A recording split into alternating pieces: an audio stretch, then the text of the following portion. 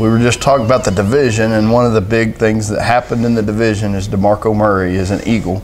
Yeah. Which in Texas, that means that some people think he's a traitor. That's right. Yeah, and there was it was so close to him actually signing back with Dallas.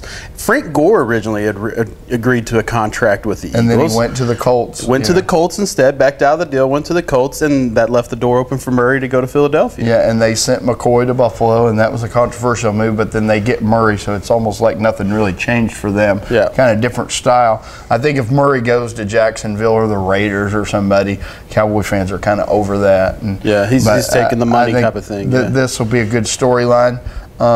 What do you see with Dallas as far as trying to project who's going to have the most yards for the Cowboys? I feel like it will be Joseph Randle. Randle's a guy I wanted to see get more carries last year.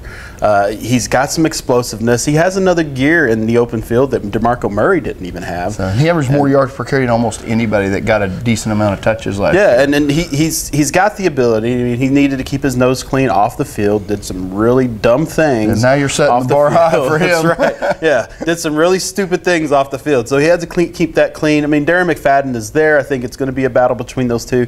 That's one, and to me, the running back battle, that's not one you figure out in camp, in practice. That's one you figure out in preseason games, because that's when the contact really comes. You don't really get that hard contact in a practice or training camp. Not really at all. Not these days. And yeah, so in the preseason game, who's out there, who's breaking the tackles, who's making the most yards after contact, I think that's going to be the key to who wins this. And health was an issue for McFadden, but also his yards per carry just kept dipping and dipping for somebody that's supposed to be as explosive as him. So I think he's got something to prove.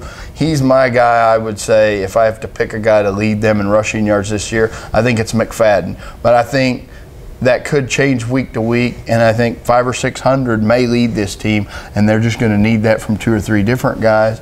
And they're basically one camp injury away, I think, from to be named later, leading them in rushing. I think they might have to check that waiver wire. Who do the Rams cut? Who, just randomly, who has a stable of backs that might cut one loose? And for the sake of the internet machine, let's not let that to be named later be Ray Rice. That might break. I don't think so. That might break Twitter if Cowboys sign him. Ray Rice's last couple of years in Baltimore made McFadden look explosive. Yeah, it did. And McFadden, he has it. And the lack of explosive now, I think, it does link back to the injuries.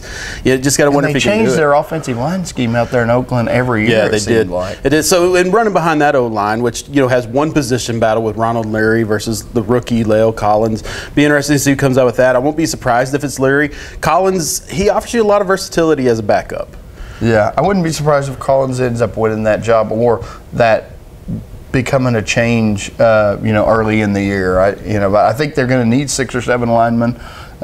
You usually do. And so, I mean, that's still a team strength. A little bit, that'll be kind of interesting in games to see who's working with what unit. Yeah. When we come back, we'll look at the defensive position battles.